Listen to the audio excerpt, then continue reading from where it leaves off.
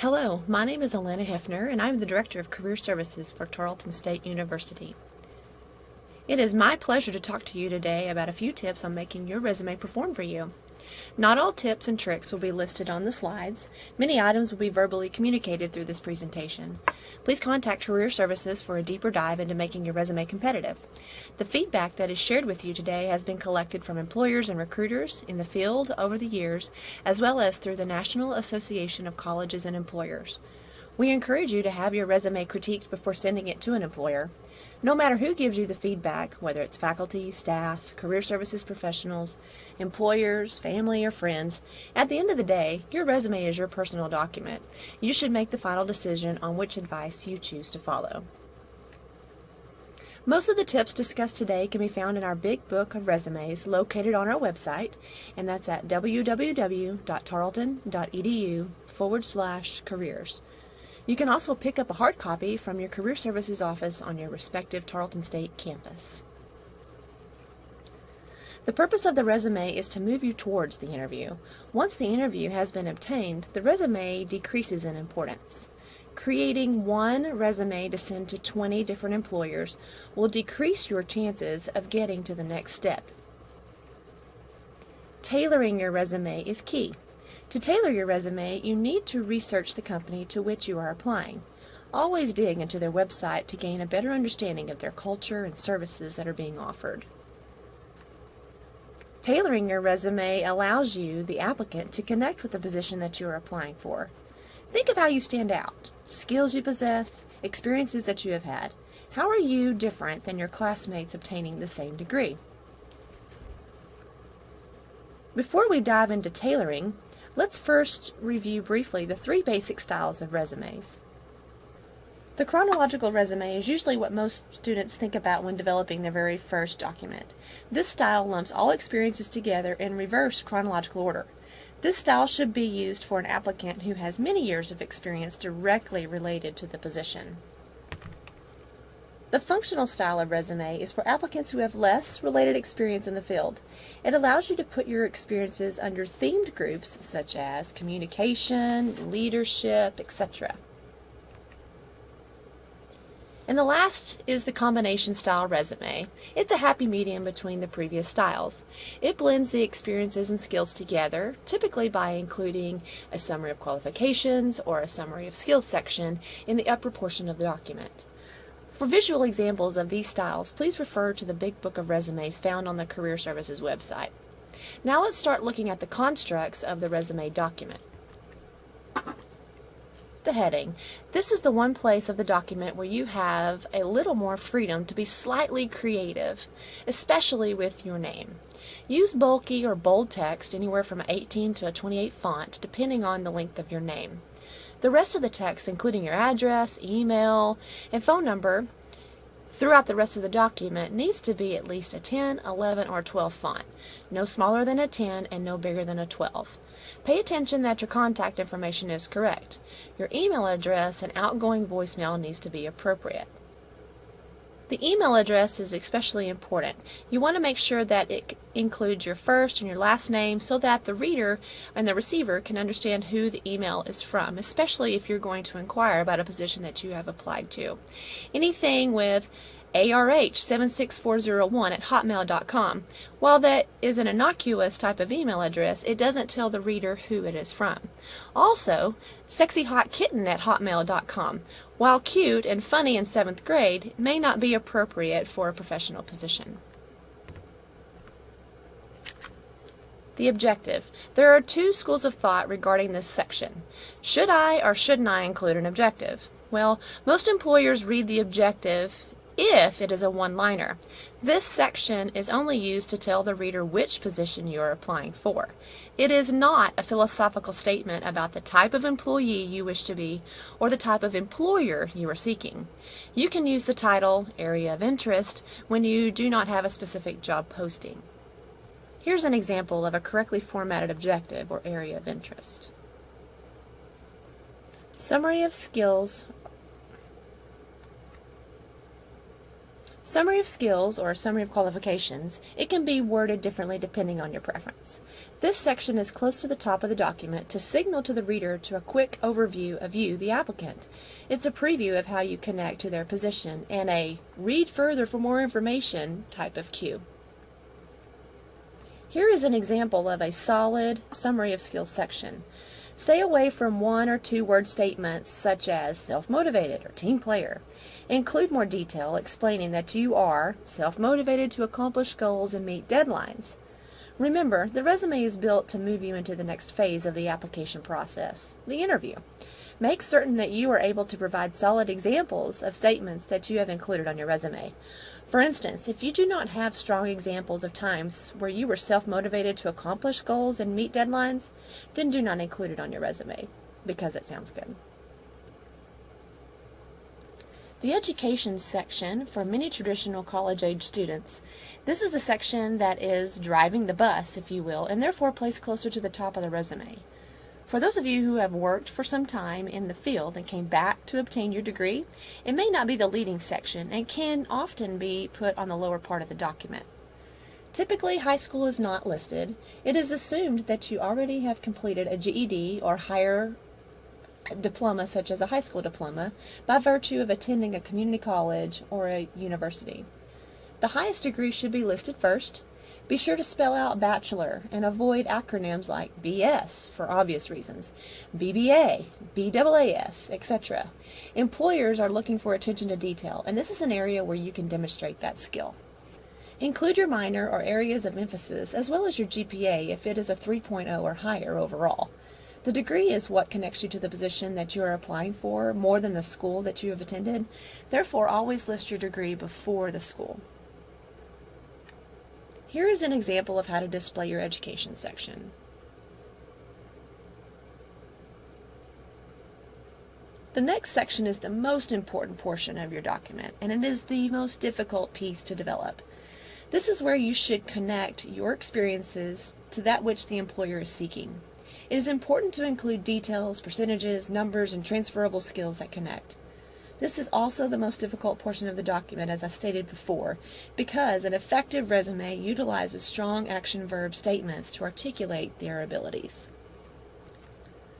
Spending time to conduct a little bit of brainstorming around strong action verbs and your skills will help you make the most of this section. We suggest that you take each position or role that you have held and review strong action verbs associated with that function. A list of strong action verbs has been provided for you in the Big Book of Resumes found on our website.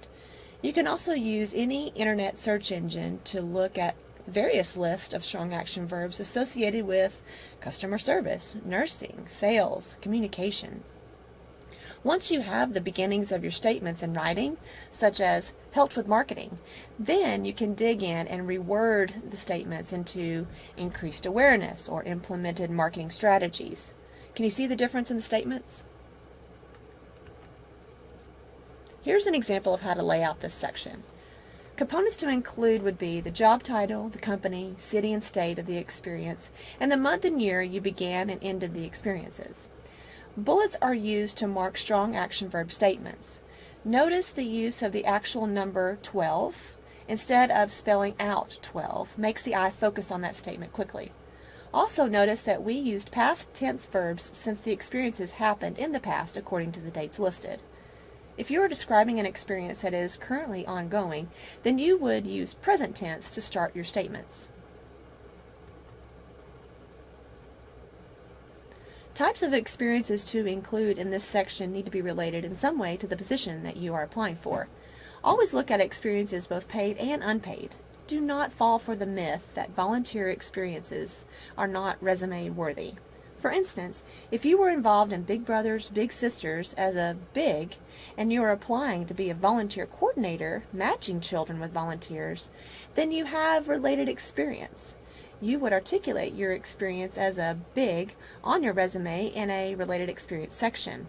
If you were applying to be a sales associate at Fastenal, your experiences with Big Brothers and Big Sisters would not be as significant and therefore would drop to a volunteer or an activity section without any description. This is another example of how to tailor a resume specific for a position. More examples can be found in the Big Book of Resumes located on the website. Other categories to consider, either for the experiences section or completely new sections on your document, would be related courses, scholarships, awards, certificates, licensures. There's plenty of things to consider. Quick note, scuba diving certification may be relevant if you are applying for an offshore drilling company or position. It would be less relevant, and therefore not listed on your resume, if you were applying for the previously mentioned Big Brothers Big Sisters position. It's all about perspective and relativity to the position. Now that we have moved through the document at a pretty high level, let's drill down to a few basics and overall aspects of the resume. More traditional students will need to stick to a one-page resume, but there are a couple of exceptions. If you are an interdisciplinary studies major through Tarleton State's Curriculum and Instruction Department, you have the ability to go into 2 pages from your degree work alone. Most other majors are encouraged to stick to 1 page.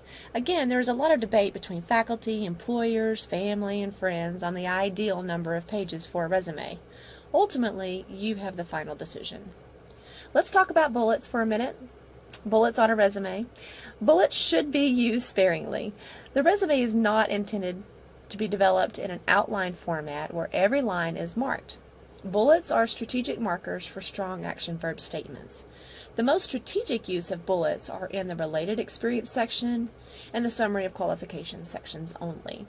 With that, refrain from using full sentences anywhere on the document. Therefore, you will avoid using I and you statements. Be consistent with formatting. If you abbreviate texts with capital T, capital X, then do that with states throughout the rest of the document. Another instance is if you spell out your graduation month, May, and you use a 4-digit number to convey the year, such as 2017, then use this format for dates throughout. Formatting is key. Now, if you get nothing else from this workshop, please, above all things, and for all the love of career services, do not use a template. Templates will not allow you the flexibility to tailor your resume and, more importantly, can be easily identified by an employer who views hundreds of resumes. You may think, but it's so much easier to let technology do its thing. But maybe you are communicating an unintended message, such as the lack of effort or low attention to detail. Treat your resume as though it is the one and only grade that you are receiving for an entire semester. Proofread it more than once. Ask others to review it. And when I say that, I mean people with an interest in helping you succeed, such as faculty, career services professionals, staff on campus, family, and classmates. However, steer clear of that buddy who is just stunned at the fact that you wrote a resume and immediately asks to copy yours. They may not use a critical eye for feedback at the level at which you may need. Let's transition to references portion of the resume. Now, that is not to say that this is page 2. It is not. Let me repeat. References are not page 2 to the resume. It is a complete and separate document. You will need to copy and paste your header from your resume onto the references page to maintain consistency in formatting, because remember, formatting is key. You should use the same font size and style as well throughout that document. When collecting strong references, make sure that you first ask permission to use them as a reference. The last thing you want is to slap someone's name down as a reference without asking, and then either 1, they are not prepared to talk about you and your abilities, or 2, they give you a bad reference. For more information on how to select references, please contact Career Services. When listing your references in the document, make sure that you have a few pieces of vital information: their name, current position, place of employment, phone and email. There is no need to include their physical or their mailing address typically, as most reference checks come through email or by phone. So let's take a moment to pull it all together and look at a couple of resume samples. Now let's take a look at this bad boy. Can you identify some of the pitfalls that we have already discussed? Let's dissect it. There are I statements, if you're able to see that. Poor grammar and typos. There's an abbreviation for the degree. they're getting a bus degree. The GPA is below a 3.0, which is perfectly acceptable as an average student, because average students get jobs too. However, it's standard if it's above a 3.0, that's the only time that you list it on your resume. There's inconsistencies with format. For instance, if you look at Willow Lodge, it does not have skills associated with it, yet Tomco does. Font sizes are different. This applicant clearly used a template that forced them to enter text into each section, therefore drawing attention to the fact that they are not award-winning, as indicated by the N/A, meaning not applicable, not something you want to advertise. Chances are strong that if you were the employer, you would not move this applicant into the next phase. Now this sample is a little bit more put together, if you will. Bullets are used strategically to pull the eye through the document. The document has balance. It's a good use of bolding. Not everything is bolded, only certain aspects, but it's consistent. All information can be consumed by the reader in about 4 to 5 seconds, which is the goal upon the first read from a recruiter standpoint. That concludes our training over resumes. You can visit our website to access the Big Book of Resumes as well as other professional development resources. We are located on the Stephenville, Waco, Fort Worth, and Midlothian campuses. If you have further questions about tailoring or formatting your document, please do not hesitate to reach out to us for a face-to-face or a phone appointment. Thank you and good luck.